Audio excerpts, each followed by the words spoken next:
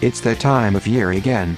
The Electronics Entertainment Expo is less than 10 days away and social media influencers of all kinds are giving out their predictions. So let's address an elephant in the room, or should we say, bear in the room. Banjo Mania is like an epidemic at this point. It won't die down, it won't go away, it's a movement that's so prevalent in gaming today as gay pride.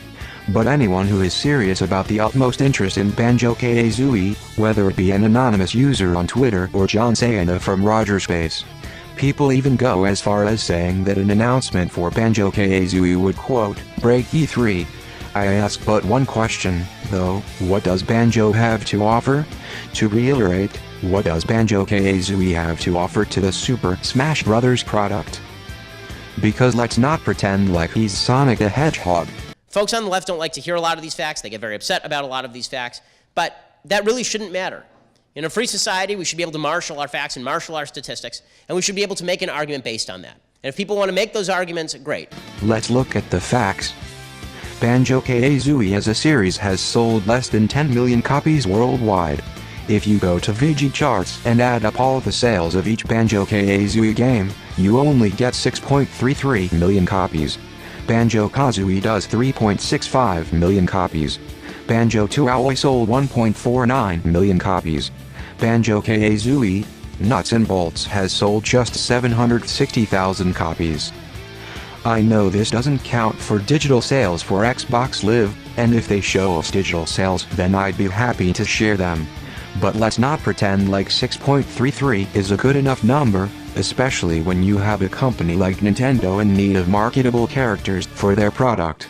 Even the Persona series has sold more.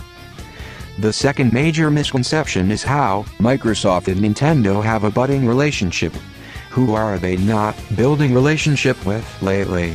They are putting Castle Crashers on PS4, they are putting Halo games on Steam, and they also put Cuphead on Mac. Does that mean Microsoft is in bed with Apple? No. And with that said, what does Nintendo owe Microsoft? Nothing. Nintendo should not be giving Microsoft the time of day. Nintendo has a company to protect. If Microsoft wants to put games on other systems, that's their own risk and I know why they're doing it. But it doesn't mean Nintendo should feel obliged to give Microsoft some momentum when they clearly don't need to. Banjo-Kazooie and Smash Bros. Would only help get attention on Microsoft, so why would Nintendo go through with it? And then there's the argument on how he's the quote, most requested character. Sorry, but this holds no weight. It's not enough for Smash Bros. Fans who have already given Nintendo their money to just want him, because that isn't how they would be making money. The bigger question is, who is going to buy a copy of Smash Bros. For this character? Who is going to buy a Switch for this character? They don't care much about fans that give them $6. They care about the fans that would give them much more money. But if you already have a Switch and already own Super Smash Bros. Ultimate, then appealing to you would be pointless. It may sound like a harsh thing to say, but that's the truth. And if you're a hardcore Smash Bros. Fan, then you likely are already intending to own all the characters anyway. But then comes the emotional appeal. Banjo-Kazooie mob will stress how he's quote, my childhood.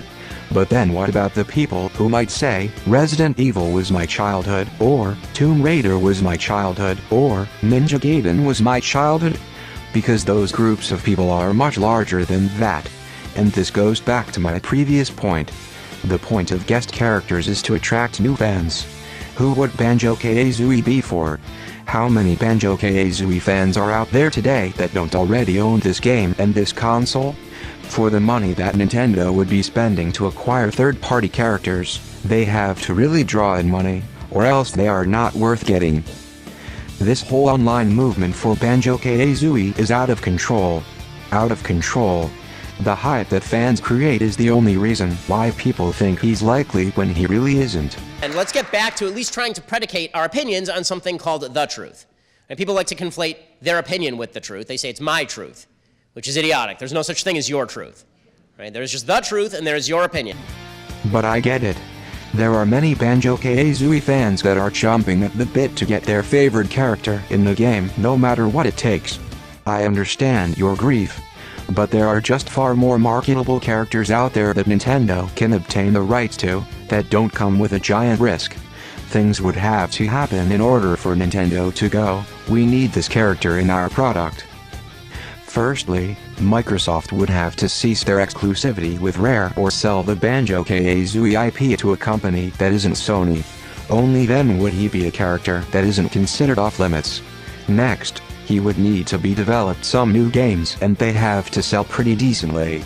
There needs to be new games that consumers can buy so that Nintendo might see the value in him again. As for characters like King K. Rool and Ridley, being demanded might not even be the reason for their inclusions.